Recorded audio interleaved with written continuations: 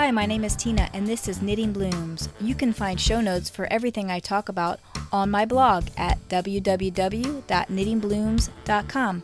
And if I miss a link, please feel free to contact me on Ravelry as Bloomingknitter, or you can email me at knittingblooms@gmail.com. Come and join the Ravelry group so you can be eligible for all the prize drawings. And be sure to introduce yourself so that I can get to know you also. You can also follow me on Instagram and Twitter as Bloomingknitter.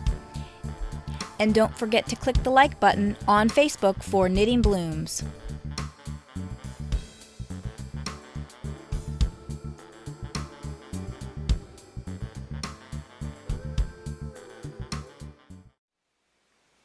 The first thing we're going to talk about is the camera. When you do a video podcast, you obviously need to have a camera. And I have had several cameras over it's been now about 2.5 years since I started my podcast. And I have used several cameras, so I can give you the pros and cons on each different type of camera. The cameras that I'm going to talk about are first the webcam that you use on your computer, the flip camera, just the general camcorder type camera, as well as a smartphone. Now, like I said, I have used several different cameras. I have tried to use my webcam on my computer, on my laptop, but what I found was, for instance, my web camera on my laptop is not HD. This is the camera that is built into my laptop. So I purchased an external camera that was HD and tried to use that. However, because the camera was external to the laptop itself, sometimes the camera microphone picked up the sound from the computer. Now that might be able to be gotten around by using the microphone within the computer rather than the microphone in the webcam. I never really tried that, but if that's the option that you go with, then you might want to fiddle with which microphone is being used if you're using a laptop. Now, if you're using a regular desktop, a lot of the time you can move the camera far enough away from the CPU unit, the central processing unit of the computer, so if the fan does happen to start running on the computer, the microphone does not pick up that information, that sound. So again, that is one option, the webcam from the computer. The next option I'm going to talk about is the flip camera. This is the type of camera that I started with. It's just a little tiny camera, and it has a USB drive. This is a very nice option if you need to be putting it in your pocket or carrying it with you somewhere. This particular model is an HD version. And what's nice about these flip cameras is that you don't have to have an external card, an SD card, to go with them. All the memory is internal. But that's also a drawback because they only come, I believe this one's 8 gigs, and at 8 gigs, if you have a lot of video that you need to record and then not have a chance to download it to your computer, you may run out of space.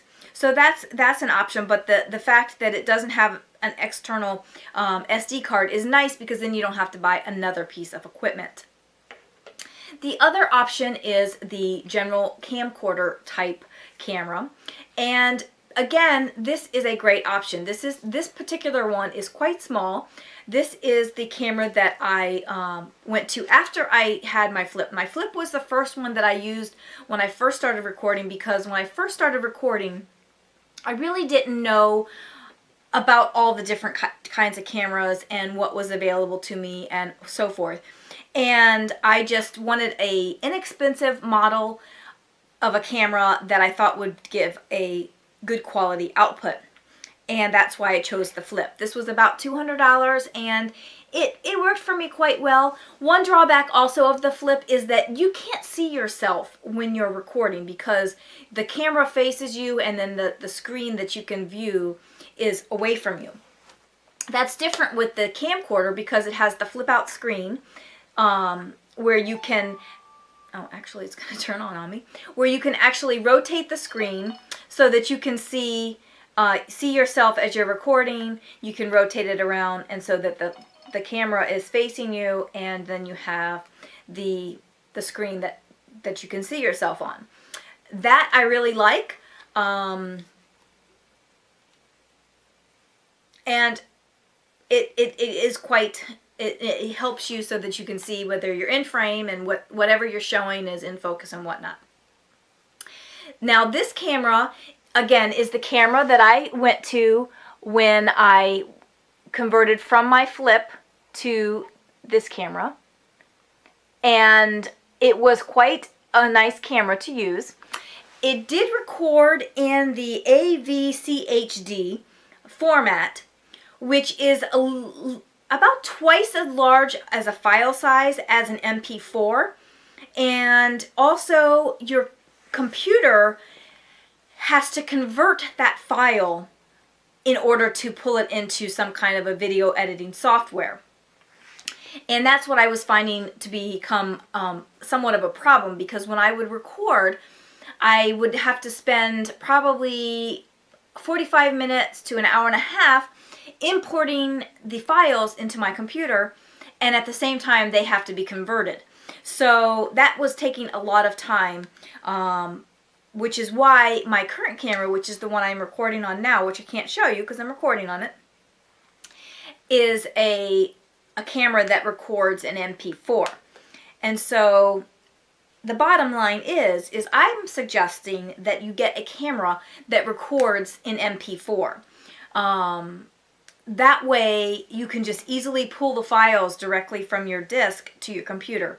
It makes, after I've recorded, the process of getting the files onto my computer so much easier, because all I have to do is copy and paste them from the SD card into my computer.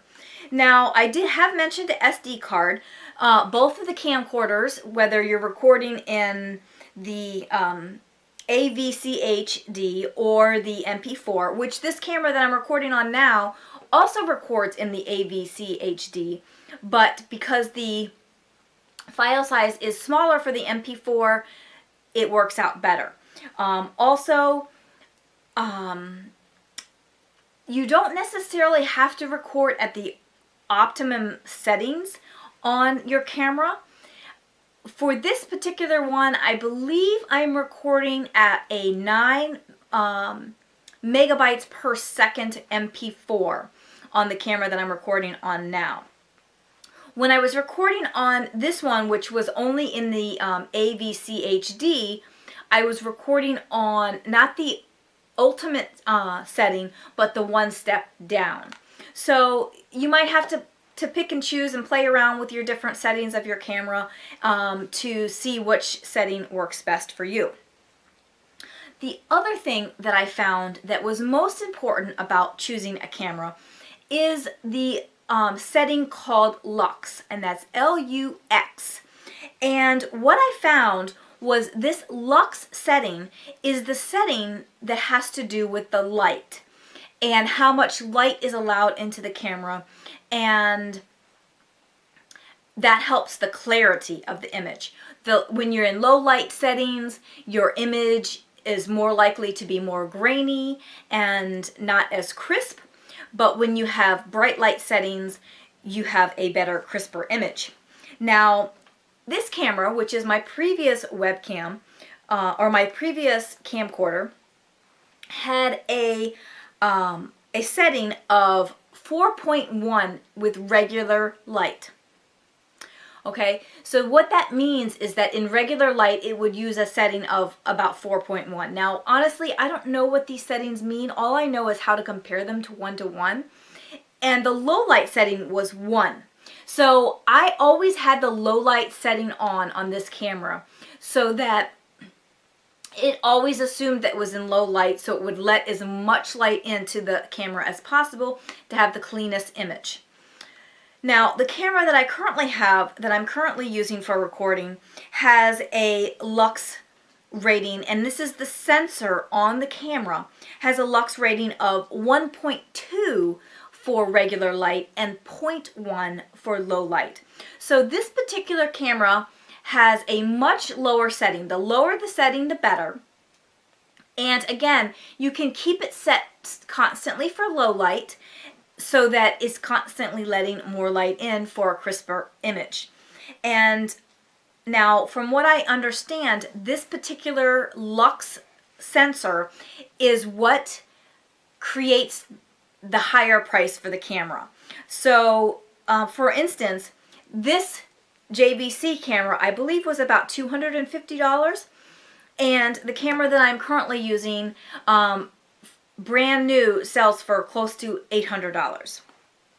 Now, I purchased mine as a refurbished camera because I wasn't quite sure if I was going to see the vast improvement, and so I wasn't sure if I wanted to spend $800 on a camera, but mine still was over $400 for my refurbished model. So again, my suggestion is that you either start with what you have for a camera and expand to the best that you can buy if you're going to buy a new camera. Because the thing is if you stick with podcasting for a long period of time, you may find that you want a better camera, but you don't want to necessarily buy a camera and then have to buy another one. Had I known about the whole lux setting and the light issue prior to getting this camcorder, I would have gone straight to this other camcorder and I would have only had to buy one camera. And then I wouldn't have, been so, not wanting to spend $700 or $800 on a camera, because I wouldn't have had the expense of the flip and the other camera. So we've got 200 here and 250 here. That would have been more than enough to go to the camera, and then I could have purchased the camera originally and spent the $800 and been done and been very happy with the camera. I didn't do that, so that's one of the reasons why I'm putting out this podcast. So if you would like to get a awesome camera to start with and spend $800 one time rather than $200, $250, whatever, and then an additional $400, then you can get the proper camera to start with. Now, I did mention the iPhone or a smartphone that you can use for video. Typically, the phones are not going to give you the best image possible, but if those are your options and that's what you have either available or that's what you can afford, then they are some options to consider.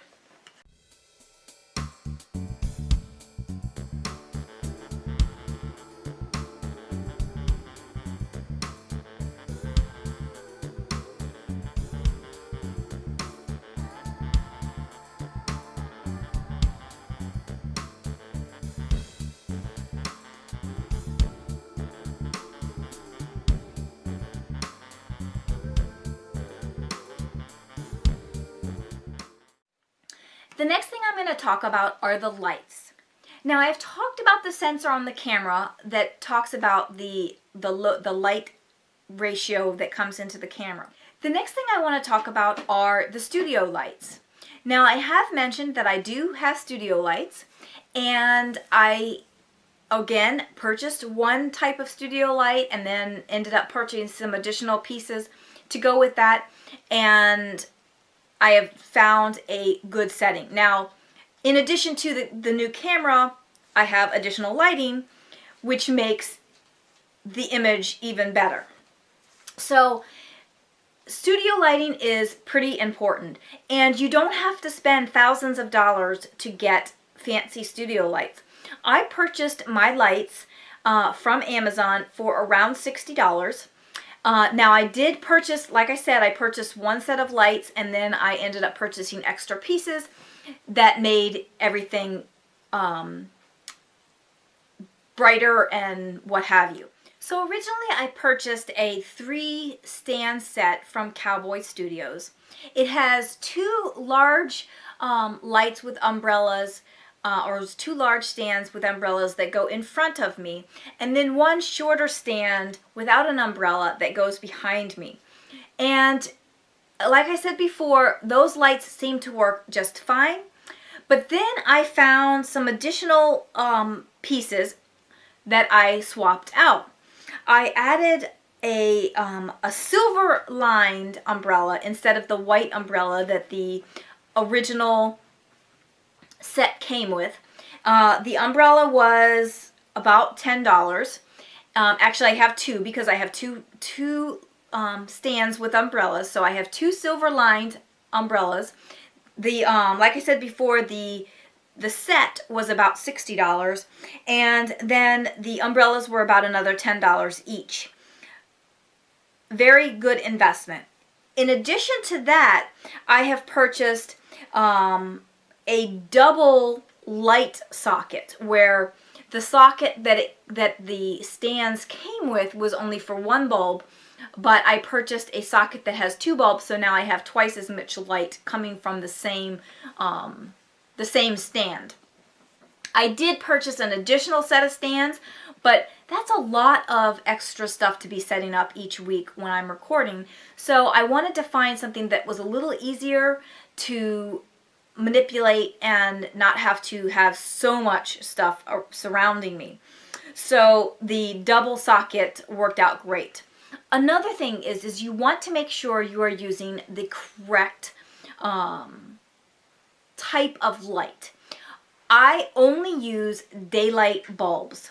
Now, if you use regular lights in your house, whether they're fluorescent or whatever, if you use regular light bulbs, you might notice that they have kind of a yellowish tint. They put off a yellowish light, whereas the daylight bulbs put off more of a white or bluish light, but they're a lot brighter. So I highly recommend that you get the daylight bulbs. Now, the set of studio lights that I got did come with bulbs, but I needed additional bulbs. You can get those bulbs anywhere. I picked up extra bulbs I think I picked them up from Lowe's, and you just need to make sure that they are the 100-watt bulbs that are that I think they come up to 5,000 K, and that's what you want. The daylight bulbs that are 5,000 K and they're about 100 watts. And if you get that type of setup, you will have more than enough light to record your podcast. With good light, anything will look wonderful.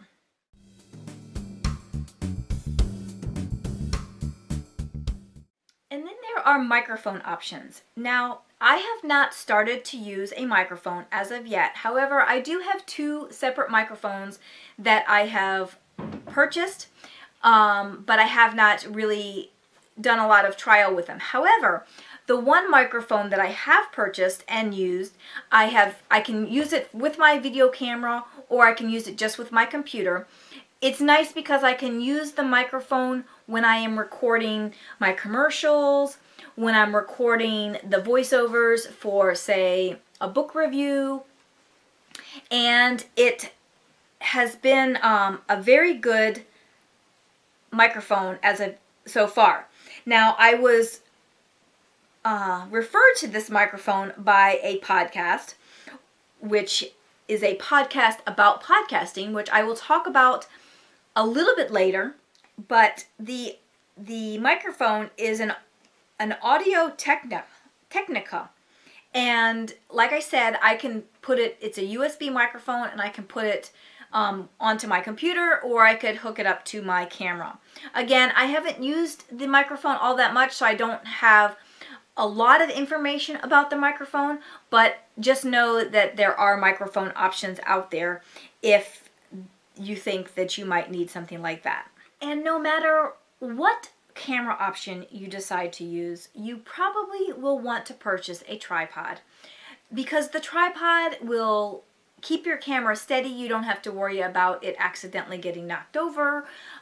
Sometimes my cats will bump the camera stand, the tripod, but other than that, it's steady, and you don't have to worry too much about your camera shaking or what have you when you are doing your podcast.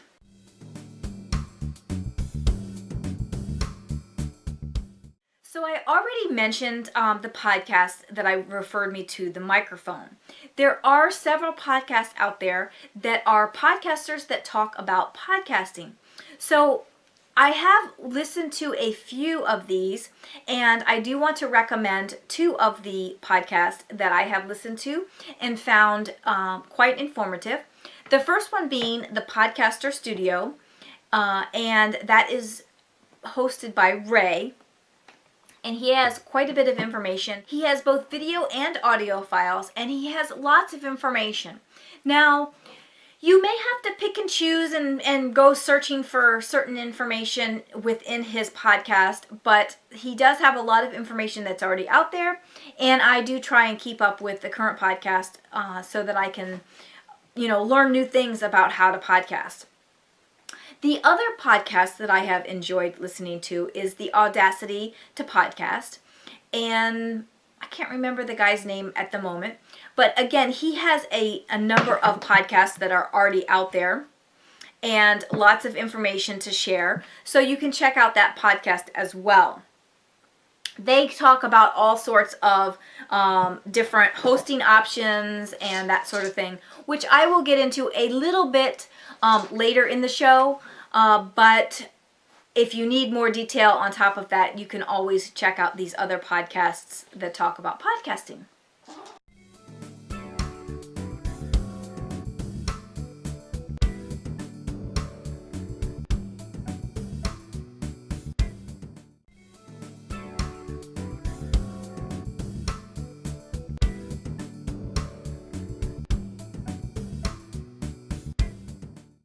The next thing I want to talk about is the software that is used to edit the video.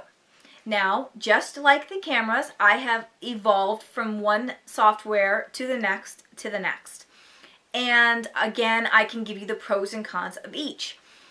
The first software that I used was iMovie. Now, I have an Apple computer, so that was the natural thing for me to choose when I started podcasting, because I had an Apple. That was their software that they had. The other options that were available to me that I knew of the time were Final Cut Pro, and that was like a $200 or $300 software. And at the time, I just was not interested in spending that kind of money to purchase software for podcasting. So I stuck with iMovie. iMovie has great features. It is very easy to use. If you're just getting started and you have an Apple computer and you want to go simple and easy and quick, that's definitely the way to go. However, I did find that the export process and the conversion process to get the movie to a file format and a size that can be uploaded was rather difficult and not the best quality. I did find that trying to export, it doesn't really give you a lot of information if you export in the iMovie format. They give you want to export in small, medium, and large, HD, whatnot. You don't get many options. You get to choose small, medium, and large, and that's basically it. There's no other underlying options. However, you can export in another type of file format, but you have to know specific details on how to export it, and the conversion or the processor that they use to export it is not that great, because every time I try to export in any other fashion than the regular iMovie export, I did not get a high quality export. So I don't really recommend that, and maybe I didn't have the correct settings or I didn't do something exactly right, but whatever it was, it just did not come out high quality. Either the image was scrunched one way or the other, either squished flat or squished in, or the picture just was not as high quality as if I just used the regular Apple export. So that's all I ever used was the Apple Export. In my particular case, because the files were so large, iMovie could not handle an export for HD.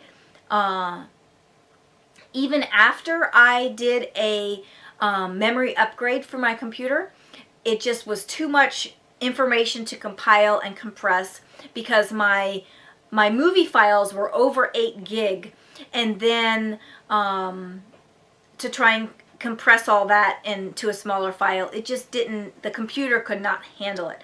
Now possibly, now that I have files that are half the size because I'm recording in MP4, I might have better luck with iMovie, but I have found other software that's better than iMovie. I can do more things with it, and they have a better compression software that they use for their exports that I have found to be much better.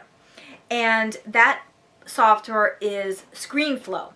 But before I get to ScreenFlow, I want to briefly touch on Camtasia, because that was the software that I went to second after iMovie. I purchased the Camtasia software specifically for the feature of being able to do screen records. Now, when I started to do demonstrations of the iPhone apps and the iPad apps, I needed a way to get the image onto my computer so I can record the screen from the computer. So I purchased Camtasia because I found that it was easy to use. I had downloaded a demo of Camtasia and ScreenFlow, and I found Camtasia a little easier to use. It was more of an easier transition from iMovie to Camtasia than to ScreenFlow. So I did briefly touch on Camtasia, or briefly use it for a while, and I did find that software to be quite well balanced software. But then I found ScreenFlow, and after spending some time getting to know how to use the software and the different transitions and whatnot, I found that ScreenFlow was a better software overall. And again, the export compression of the software produced a much better file than Camtasia or iMovie. So ScreenFlow is where I stopped on my software journey. So now I use ScreenFlow to edit all of my podcasts. Now ScreenFlow, like iMovie and Camtasia, can export in specific settings for the podcast. However, sometimes it's better to export at a higher ratio and then use a compression software. So for instance, I have been exporting my podcast out of ScreenFlow using the Web High setting. Now this setting, I believe, is a setting of, 30 frames per second with a audio of 256 kilobytes, I believe, or I'm not sure, it's 256, and I'm not totally sure what the other settings are, but it's Web High, and and it's at 100%, so I export at like 1920 by 1080p. That will give me an HD quality output, and then I take that software and I can compress it using one of the many compression softwares, which again, I have run the gamut of using different compression softwares.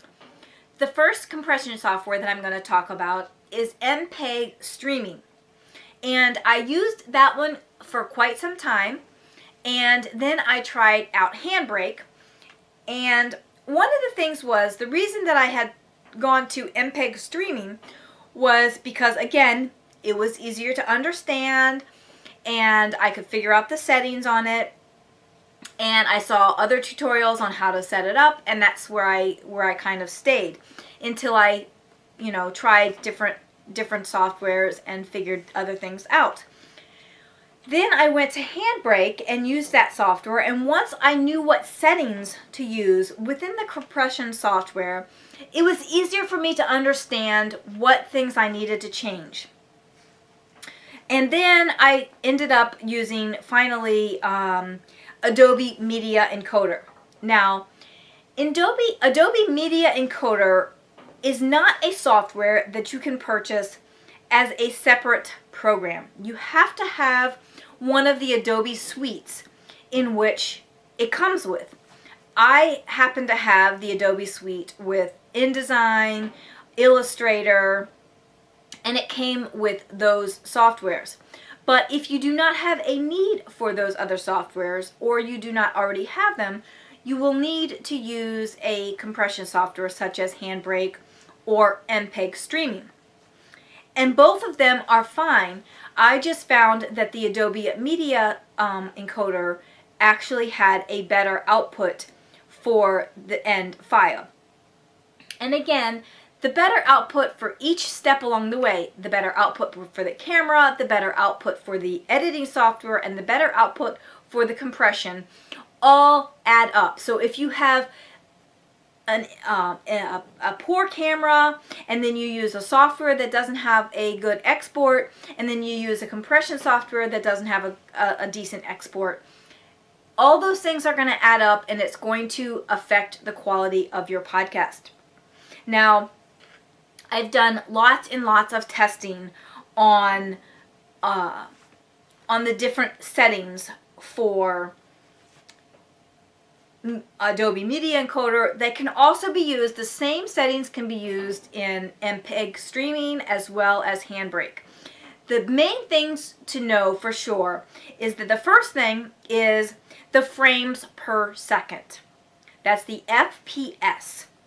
All of these softwares have it, and you want to set it to 24. Or it's 23.97 if you can do either one of those options. That is the setting to use. Now, I believe that the cameras will record in anything from 30, 60, 90 frames per second. You can adjust your camera accordingly. The next thing that you want to consider is the audio quality. Now, I have used anything from 160 to 192, and this is, I think it's megahertz for the audio. But if you're looking at the audio numbers, again, 160 to 192 are going to be where you want to be. You also want to make sure that you have a fast start, meaning when you're streaming a video, you want to make sure that you're not waiting a long time for the video to begin playing. You want that first part of the video to be to start playing very quickly, and then it can download the rest of the video. And the last thing that you want to think about is the megabits per second or the kilobits per second. You can set it up either way, but I have found that the lowest that I like to go for the megabits per second is 1, or if you want to go in kilobits, it's 1,000. That's the lowest that I will go. Now, I have heard that you can go lower than that, but I have found that the quality of the video degrades quite a bit if I try to lower my megabits or my kilobits too low. So I usually set that up to go for about 1,000 kilobits per second or 1 megabit per second. And again, in ScreenFlow, you can set these up to automatically export at these settings so that you don't have to even use a compression software at the end. However, if you want to be able to have a very nice export first and then compress it for whatever reason, then you can do that. For instance, I export at 100% of web high for my podcast out of ScreenFlow, and then I take that file and and then I compress it in Adobe Media Encoder. So I have two separate files. I can take the larger file and upload that file to YouTube, and YouTube will convert it and do whatever they want to do to the file to make it a smaller file but make it a high quality. However, when I upload to WordPress, I want a smaller file, typically under 300 or I guess under about 400 megabytes for an hour-long show. So sometimes I can't get that if I'm doing at a higher rate, so I can compress the file and use that smaller file to upload to WordPress because it's a little bit smaller, and even though I have unlimited space on WordPress, I still like to have a slightly smaller file for WordPress. The quality is identical. I mean, I guess you could probably see a slight difference if you played the two videos side by side, but not enough to really notice the difference if you're watching them at separate times.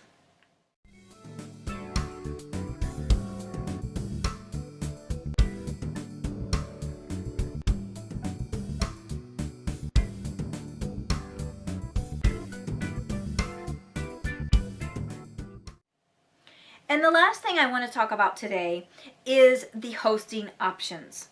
Like I've already mentioned, you can host your podcast on YouTube. The unfortunate thing about YouTube, though, is that YouTube does not offer a RSS feed so that you can get it linked to iTunes. So if you want to be able to be on iTunes, you must have a website or a hosting that will allow an RSS feed that iTunes can accept. There are a number of options for this. You can host on Libsyn and Blueberry, neither of which I have a lot of information on, but if you listen to one of the podcasts that I mentioned earlier, the Podcaster Studio or the Audacity to Podcast, they mention those two hosting services quite often, and I'm sure that either one of those guys can give you more information on their hosting options for both of those. And then there's also WordPress. And WordPress is the way that I decided to go because, again, it was quick and easy. I may find that I decide at some point that I want to go a different route, but WordPress is working well for me so far, and I am planning on staying with WordPress. I can upload all of my files to WordPress. I can have the RSS feed that goes to iTunes. I can have individual pages that I can list my episodes as well as my tutorials. It's a blog. I can, do regular blog posts. It's $300 a year, and it is worth the money for that particular hosting. Again, I don't have any information about the hosting fees for the other hosting options, but I believe they are either comparable in expense or more expensive. So you can check out those on your own. Along the same lines with hosting, I want to talk to you about the subscribing to iTunes and FeedBurner. Now, FeedBurner is a very important thing to think about.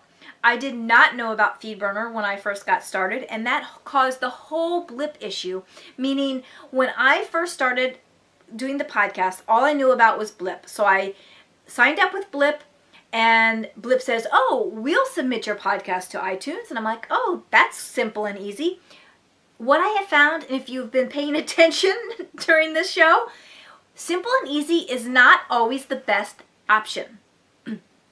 Yes, it might be quick and you might not have to think, but what I have found is that sometimes thinking is very important.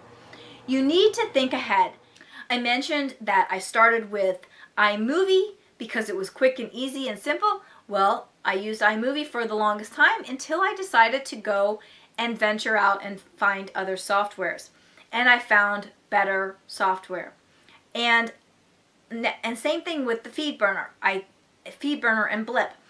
I signed up with Blip. I let Blip submit my podcast to iTunes, and everything was great until it wasn't great anymore. So when you're starting a podcast, it is very important to set up your own FeedBurner feed so that you have control of what information goes to iTunes. You set up your FeedBurner feed, you submit it to iTunes, and you have control over that feed. So if you ever have to move your podcast, all you have to do is go to your FeedBurner information, update your FeedBurner information, and it automatically updates iTunes. Whereas for me, because my feed went directly from Blip to iTunes, I had to have iTunes change that feed that was submitted. So I had to contact iTunes and have them go in manually and change to my new FeedBurner feed. Now, that took a few days, and if I had been cut off from Blip, then it could have meant that there would be a few days that nothing happened with my podcast. No new posts would be able to be put up and what have you. So I highly recommend researching the FeedBurner option.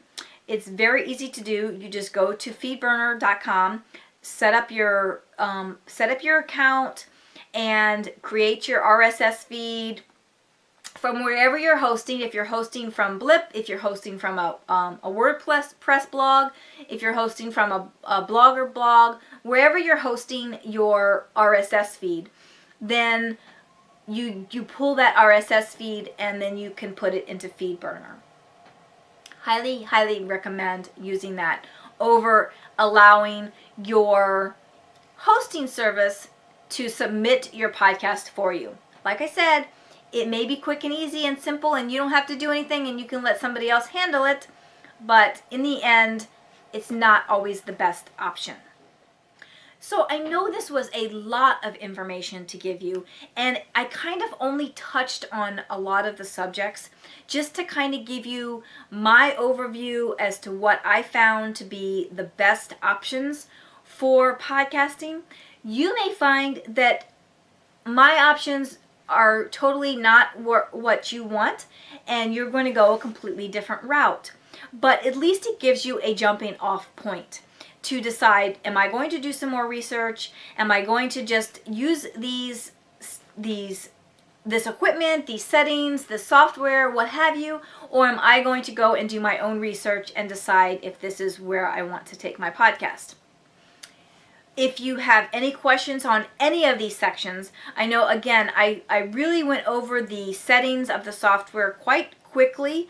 So if you are using ScreenFlow and you want more details, exactly what each setting I use, please feel free to ask. Again, I'm not using Camtasia anymore, so I don't really have specifics on what the best settings are for Camtasia.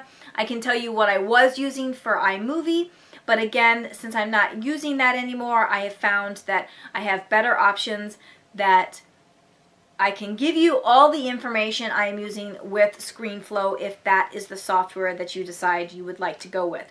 And if you decide you want to go with ScreenFlow and you need more detailed information about how to do things, just let me know.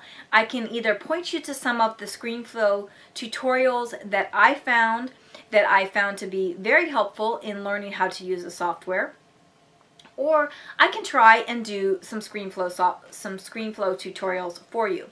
But I'm sure that you will be able to find all the information that you need on how to use ScreenFlow on the internet, because there have been, like I said, a number of tutorials that I have found very helpful in learning the software myself. And same goes for the camera. If you want more information about the camera that I purchased, which is the Canon Vixia M50. That is the camera that I purchased. Again, it is a refurbished camera. The Vixia 500 and the Vixia M52. Did I say M50 is what I bought?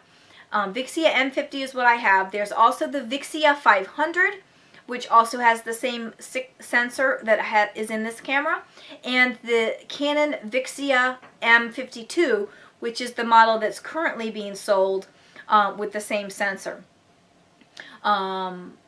all of those cameras have the same sensor, and I think that you would get the same quality image out of all of those cameras. I believe the Vixia 500 is the cheapest of all the models, but again, it has the same sensor, and I believe that it would have the same quality image output. So like I said, if there's any questions that you have whatsoever, please feel to post in the thread on Ravelry or in the comments on the blog. I am more than happy to help you get your podcast started. Make sure that you have the correct equipment, all the correct equipment from the beginning, so that you don't have the same problem I did where I bought different cameras, different software, what have you. You can start with the correct equipment and software right from the get-go and not have to do any troubleshooting yourself. So I hope you enjoyed this podcast. I hope it wasn't too, all over the place for you. But again, like I said, if you have any questions, please feel free to get in contact with me, and I am happy to help you with any questions that you have. Bye for now.